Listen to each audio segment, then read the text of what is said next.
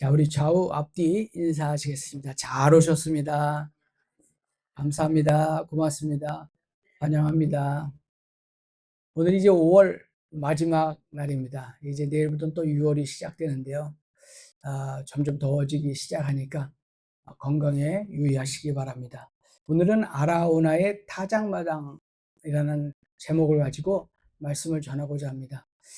오늘 사무엘하 24장은 사무엘하 1장부터 20장까지는 다윗을 중심으로 이스라엘 왕정의 초기의 그 역사를 다루지만 거기서 또 빠진 것들이 있어요. 그것을 연대기 순으로 하지 않고 그냥 되는 대로 나타내 주는 것이 이 24장 후반부입니다.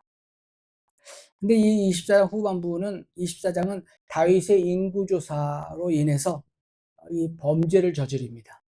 그래서 거기서 나오는 그 관련된 기사에 이제 우리는 후반부가 들어가는 거죠. 우리 18절부터 봤지만 바로 앞까지는 다윗이 인구조사를 하는 것이 범죄로 연결이 되고, 이제 오늘 18절부터는 그것에 따른 하나님의 징계와 이 다윗이 어떻게 거기서 회개를 하고 회복을 하는지를 말씀드리고자 합니다. 다윗은 군사력을 파악하기 위해서 인구조사를 해요. 이 조사는 자그마치 9개월 20일 동안의 인구조사를 하는데, 이스라엘 사람 80만 명, 유다 사람 50만 명. 그러니까 이스라엘과 유다를 이렇게 나누는 것은 12개 지파가 있는데 그 중에 10개 지파를 이스라엘이라고 하고 2개 지파를 유다라고 합니다. 그래서 80만 명, 50만 명 합치면 얼마예요? 130만 명의 군사력을 갖고 있다고 이 다윗이 자부심을 갖고 있는 거죠. 하지만 곧 다윗은 이 보고를 받은 후에 내가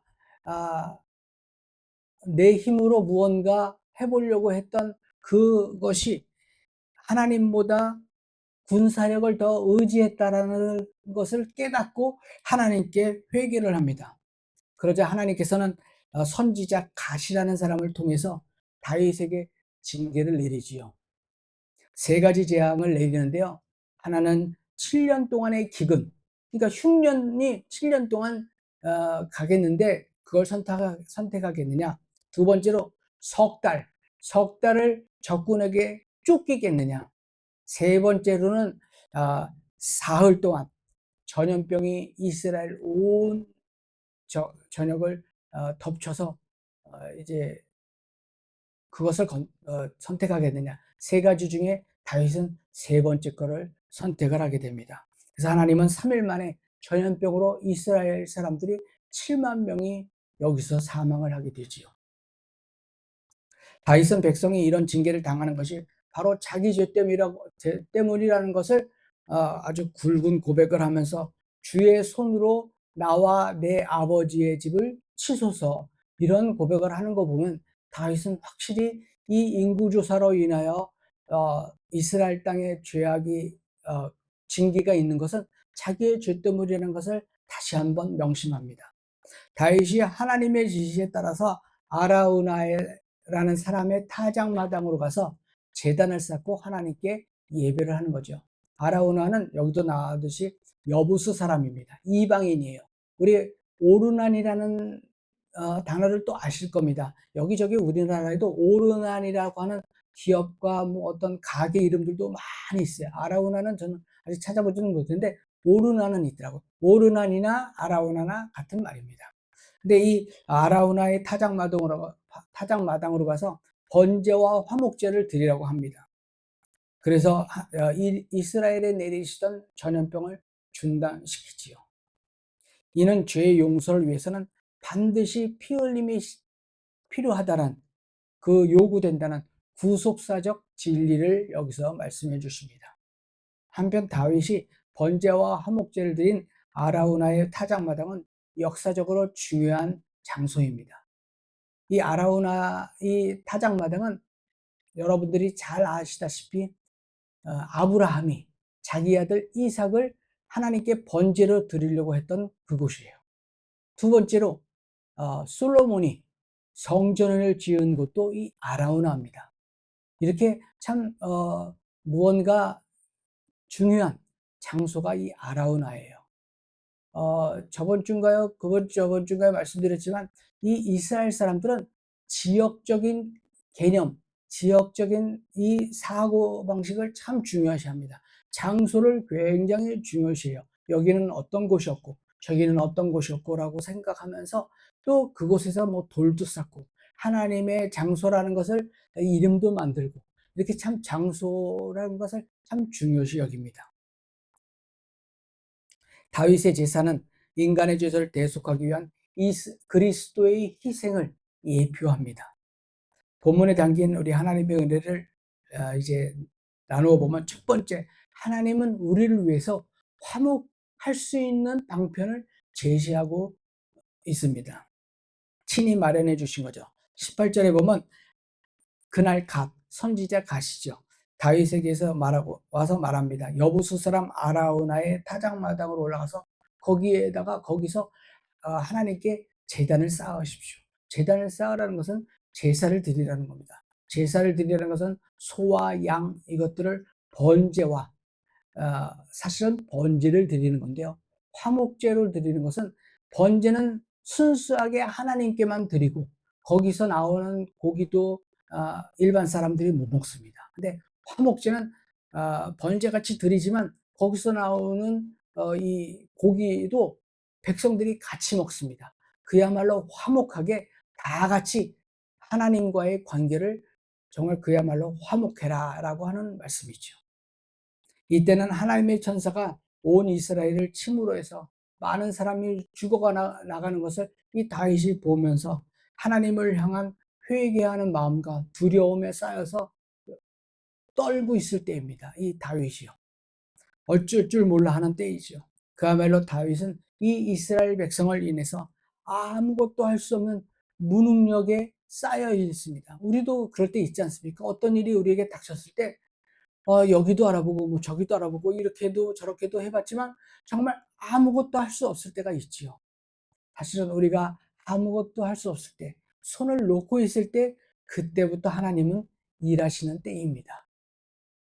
이때 하나님께서 선지자 갓을 통해서 제단을 쌓고 번제를 드리라고 명하심으로써 우리는 아무것도 할 수 없는 무능력한 상태이지만 도저히 해결할 수 없는 우리의 죄로 인해서 벌어진 주님과의 사이를 회복하는 방법을 친히 알려주십니다. 이사야에서 보면 하나님께서 우리들에게 이렇게 말씀하세요. 야, 내가 손이 짧아서 너를 구원 못하느냐? 내가 귀가 안 들려서 네 목소리를 못 듣게 되냐? 너와 나 사이에는 담이 있다. 넘어올 수 없고 넘어갈 수 없는 담이 있다. 그 담이 무엇입니까? 우리의 죄예요. 그 죄를 해결하기 위해서는 예수 그리스도의 피가 필요하다는 것이죠. 그런데 그 옛날 동물 제사를 드렸잖아요. 피를 뿌리는 동물 제사를, 것은 우리가 몇 번 말씀드렸는데 그렇게 그 동물 제사는 사실 우리에게 필요가 없습니다. 사실 죄인된 우리 사람들이 아무리 노력한들 자력으로는 하나님과 화목할 수가 없지요. 그러나 그래서 바울 사도는 우리들에게 모든 사람이 죄를 범하였음에 하나님의 영광에 이르지 못하였다라고 말씀하고 있습니다. 그렇다면 우리 성도 여러분, 오늘날 우리에게 하나님이 한량없는 사랑과 은혜를 우리에게 허락하시고 그 화목의 방편을 주신 것이 바로 예수 그리스도이심을 믿으시기 바랍니다. 하나님이 죄인된 우리들을 기억하시고 화목의 방편으로 당신의 독생자까지 아끼지 아니하신 것은 정말 놀라운 일입니다. 즉 그리스도께서 우리와 하나님 사이의 화목을 위해서 친히 화목제물이 되어주신 것이죠. 그러므로 우리는 그리스도를 믿음으로 말미암아 하나님께 담대히 나아갈 수 있습니다. 세상에는 아직도 이러한 사실을 믿지 못하고 다른 방편을 찾는 사람들이 많이 있지요. 하지만 하나님이 허락하신 방편은 오직 그리스도를 통한 길일 뿐임을 우리는 명심해야 합니다. 물론 서울을 가는 길은 여러 가지가 있지요. 뭐로 가도 서울만 간다고 한다는 말도 있지만, 우리가 사도행전 4장 12절에 보면 내가 너희에게 구원의 길은 예수 그리스도밖에 준 일이 없다라고 말씀하고 계십니다. 그러므로 우리는 그리스도를 통하지 않고는 결코 하나님과 화목할 수도 없고 구원에 이를 수도 없습니다. 다윗과 이스라엘이 다시 하나님과 다시 화목할 수 있는 길을 여기서 제시해 주시는 것이죠. 하나님의 말씀은 죄인을 정죄하는 무서운 심판의 기준이기도 하지만 한편으로는 우리 죄인과 화목해질 수 있는 일이기도 합니다. 이는 하나님의 말씀이 좌우의 날선 그 어떤 검보다도 예리하고 혼과 영과 관절과 골수를 쪼개며 멸하는 것이 되기도 하지만 한편으로는 죽은 영혼을 살리며 치료하는 놀라운 은혜이기도 한 것이죠. 아무리 죄인이라고 할지라도 하나님의 말씀을 가까이 하다 보면 결국은 하나님을 바로 알게 되고 회개하게 되고 그로 인해서 그분과 참 화목할 수 있는 우리 그리스도인 하나님의 백성이 될 수 있습니다. 그러므로 우리 여러분은 어떤 상황에 부닥치든지 하나님의 말씀을 버리지 않기를 바랍니다. 비록 내가 어떤 죄를 졌을지라도 하나님은 우리를 정죄하지 않으신다고 말씀드렸잖아요. 그냥 하나님 나 또 죄 졌습니다. 또 이랬습니다. 나 불쌍히 여겨주세요. 나 긍휼히 여겨주세요. 그냥 무조건 또 하나님 앞에 나와서 하나님 앞에 무릎을 꿇으시기 바랍니다. 우리가 한 번 죄 지었다고 두 번 죄 지었다고 에이 뭐 하나님이 더 우리를 용서해 주시겠어? 나 그렇게 하면서 스스로 자기를 이렇게 탁 닫아가지고 하나님 앞에 다른 더 큰 죄를 저지르지 않는 우리 그리스도인이 됐으면 합니다.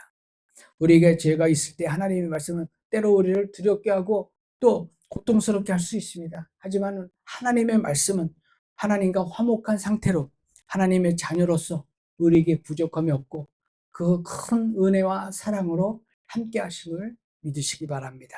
이러한 사실을 명심하고 괴로울 때나 기쁠 때나 그 말씀을 꼭 부여잡으시기 바랍니다. 두 번째로 우리는 선한 일을 위해서라면 아끼는 것이 없어야 합니다. 여기서 이방인 아라우나가 다윗이 자기에게로 오는 것을 보고 그를 영접하고 그 연유를 묻자 하나님께서 다윗에게 너는 아라우나의 타작마당으로 가서 제사를 드려라 한 그 이야기를 했더니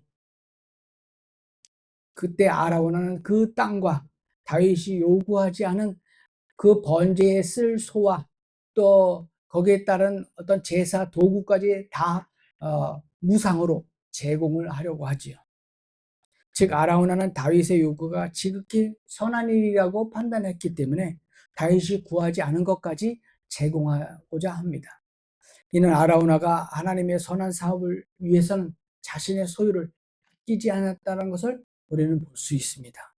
미국의 철강왕 카네기가 칭찬을 받은 것도 그런 이유가 있죠. 아시다시피 그는 최고의 부자였지만 선한 일을 위해서는 자기가 벌어들인 전 재산을 그들을 위해서 썼다라는 것입니다. 사회에 환원한 것을 우리는 잘 알고 있습니다.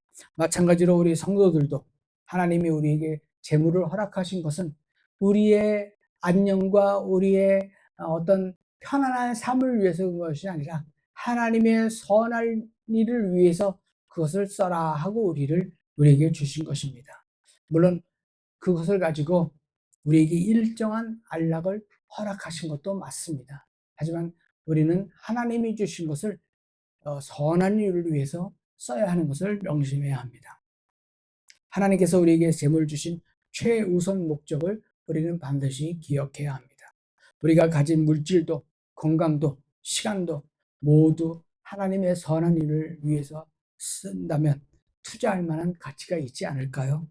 카네기가 자기의 가진 것을 사회에 환원한 일이 아직까지 100년이 지난 이때도 큰 미담으로 남을 정도라면 하나님이 우리에게 주신 여러 가지 건강과 시간과 물질로 하나님의 선한 일을 쌓는다면 그 얼마나 더 아름답고 더 하나님의 큰 은혜를 받을 수 있을까요? 사람은 비록 그것을 알아주지 않을지언정 하나님은 그것을 보고 가만히 있지 않을 것입니다. 하늘은 그런 사람을 가만히 두고 보지 않습니다. 세 번째, 하나님의 나라는 보상을 바라지 않는 헌신자들에 의해 확장되어 갑니다. 아라우나는 자기의 소유를 하나님의 일을 위해서 기쁘게 바치려고 한 것이지만, 비록 이방인이 그런 이야기를 했지만 이 이방인 아라우나의 깊은 신앙심과 헌신의 마음을 엿볼 수 있습니다. 사실 아라우나는 자기 땅의 재산 권리 주장을 할 수 있고요. 그 땅을 팔지 않아도 아무런 비난의 대상이 되지 않습니다. 다윗은 왕이었지만 그 땅을 강제로 매매할 권리도 없습니다. 아까도 말씀드렸지만 이 이스라엘 백성들은 땅에 대한 개념이 확실합니다. 그 땅은 조상들로부터 내려온 땅이라 생각하고, 그 땅은 하나님이 주신 땅이라 이것을 함부로 사고 팔 수 없다고 생각하는 것이죠. 예전에 우리 열왕기상에 보면 아합과 엘리사벳 왕이 있지 않습니까? 엘리사벳 부인인데 그 아합이 그 자기 궁전 옆에 조그만 포도원이 하나 있는데 굉장히 예뻐요. 예쁘니까 그걸 갖고 싶어서 어떻게 할 수가 없어서 가서, 야, 내가 돈 많이 줄 테니까 이거 나한테 내놔라. 아닙니다. 나는 이 조상들로부터 물려받은 것이라 나 이거 팔 수 없습니다라고 했잖아요. 그걸 가지고 집에 가서 알아눕습니다. 그거 갖고 싶은데. 근데 이세벨 왕비가 와서 딱 봤더니 왕이 시름시름 앓고 있잖아요. 그래서 왜 그러느냐 그랬더니, 2차 저차해서 포도원을 갖고 싶은데 이야기를 하지 않는다. 저걸 나한테 팔지 않는다. 그래서 그러면 내가 이거를 내일 왕에게 드리겠습니다 라고 해놓고 편지를 그 장로들한테 보내가지고 그 포도원 주인을 칭송할 수 있는 자리를 마련하자. 그래서 그 어느 자리에다가 이제 그 사람을 불러다 놓고 장로들을 세워서 이 사람을 칭송하게 만들었는데, 사실은 이세벨이 거기에 불량배들을 한 3명 갖다 놓고 이야기를 하죠. 이 사람이 나쁜 짓을 했다, 하나님을 모독했다라고 이야기를 하니까, 그 당시 이스라엘에는 3명의 증인만 있어도 그것이 사실과 진실처럼 연결이 되잖아요.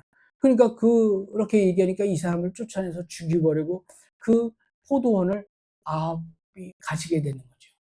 옛날에는 그 땅을 그렇게 조상들로부터 받은 땅은 이건 하나님이 주신 것이다라고 생각을 하고, 이 아라우나도 이것을 팔지 않아도 되는 겁니다. 강매, 다시 말해서 돈을 크게 받고 팔아도 되는 거예요, 도리어. 그런데 그는 그 땅을 물론 번제에 쓰일 소와 제사, 도구까지 무상으로 제공을 합니다. 그래서 후일에는 그의 타작마당에 하나님의 성전이 세워지기까지 한 것이죠. 솔로몬 시대의 그 타작마당에다가 성전을 짓습니다. 다윗이 합당한 가격에 지급하였다 할지라도 그 소유주는 아라우나가 팔지 않아도 될 것을 순순히 내놓고 팔았다는 것은 그의 헌신하는 마음이 있었다는 것입니다. 이러한 사실은 아라우나와 같이 보상을 바라지 않고 헌신할 줄 아는 사람은 큰 신앙의 역사를 이룰 수 있음을 우리는 볼 수 있습니다. 사실 우리 교회도 아무런 대가를 바라지 않고 순수한 마음으로 헌신해온 이름 없고 빚도 없는 성도들이 있습니다. 초대교회 때는 온 세상을 향한 선교의 전진기지였던 안디옥 교회에서 그렇게 했던 것이죠. 그 안디옥 교회에서는 이름도 없이 빚도 없이 복음을 가지고 전하며 수고한 무명의 성도들의 땀과 수고가 충분히 있는 것을 우리는 성경을 통해서 알 수 있습니다. 그곳에는 반드시 자기의 맡은 바 일에 충성하는 신앙의 그런 성도들이 있었던 것이죠. 하나님의 나라는 여러분의 그러한 헌신을 통해서 확장되어져 갑니다. 그러한 수고가 하나님이 결코 잊지 않으시고 때가 되면 복으로 주시는 거죠. 구원은 믿음으로 받고 축복은 행함으로 받습니다. 우리가 하나님 앞에 어떻게 행하는 것인지를 우리는 스스로 점검해 나가며 하나님께 나아가야겠습니다. 마지막으로 그리스도의 대속의 피만이 우리를 하나님의 심판에서 구할 수 있습니다. 25절을 보면 거기에서 다윗은 주님께 제단을 쌓아서 화목제와 번제를 드렸다. 다윗이 땅을 돌보아 달라고 주님께 비니 주님께서 그의 기도를 들어주셔서 이스라엘에 내리던 재앙이 그쳤다. 아멘.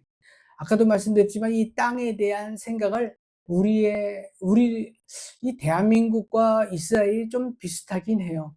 뭐 장자, 그다음에 뭐 여러 가지가 있죠. 우리도 땅 굉장히 중요시하죠.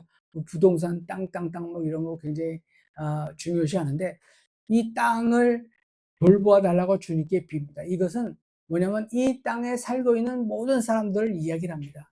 이스라엘 백성들을 이야기를 하죠. 하나님이 함께 하셨던 그 땅, 하나님이 주신 이 땅에서 하나님과 화목하게 해달라고 기도를 하는 것입니다. 하나님의 진노를 거두어 달라고 하는 것이죠. 그랬을 때 이 진노를 하나님은 거두어 주십니다. 인간의 죄를 속하기 위해서 대속의 피가 여기서 요구됐는데 그것을 제시하는 것이죠. 인간의 죄는 결코 그냥 해결되는 방법이 없습니다. 죄인이 죽든지 죄인을 대신하여 다른 무엇이 반드시 죽어야만 하는 것이죠. 왜냐하면 죄의 삭은 사망이기 때문입니다. 그러한 이유로 하나님의 그 구약 시대에는 반드시 무엇인가가 죽어야 했습니다. 인간의 죄를 해결하는 방법으로 제사 제도를 마련했지요.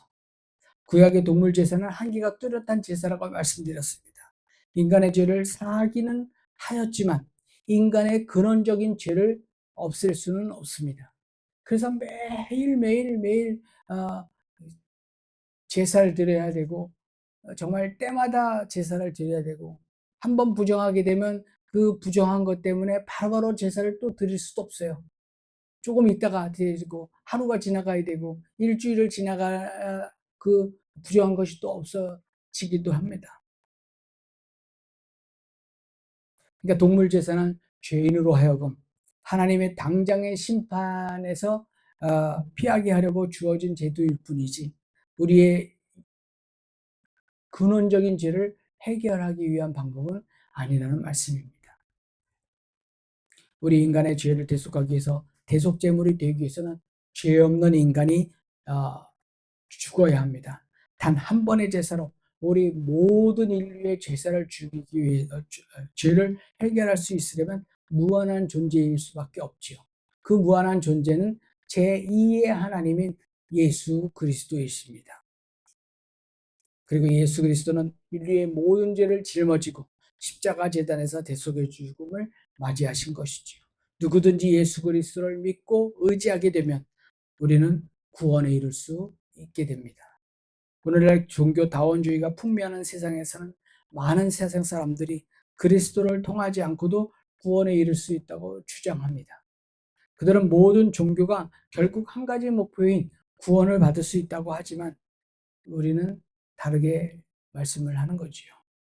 성경은 하나님께서 우리에게 구원을 얻을 이름으로 오직 예수 그리스도밖에 없다고 하였습니다.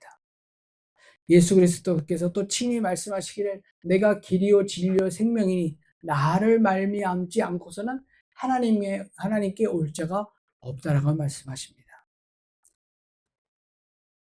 본문을 통해서 우리는 아라우나의 타작마당에서 하나님을 향한 제단이 쌓아지고 또 하나님의 응답이 있었음을 우리는 오늘 확인했습니다. 이런 하나님의 응답하심은 죄로 인해서 징계를 받아 두려워하는 다윗을 향해서 여전히 다윗을 사랑은 하지만 이전에 주신 약속까지도 결코 변함이 없다라고 하는 인식까지도 오늘 다윗은 받았습니다. 그러므로 다윗에게 있어서 이 아라우나의 타작마당은 하나님의 은혜를 재확인하고 헌신을 재다짐하는 장소가 되기도 합니다. 그렇다면 우리 성도 여러분은 혹시 여러분이 하나님의 징계가 있고 또 어떤 문제가 있고 심각한 고민이 있고 정말 우리가 해결할 수 없는 문제가 있다면 여러분이 있는 그곳이 곧 아라우나의 타작마당이 되시기를 바랍니다. 여러분이 지금 그 자리에서 하나님을 향하여 크게 뉘우치는 마음을 가지고 그 은혜들을 회고하며 새로운 헌심을 다짐한다면 바로 그 자리가 여러분에게 있어서 영적인 아라우나의 타작마당이 될 것을 주님의 이름으로 축원합니다.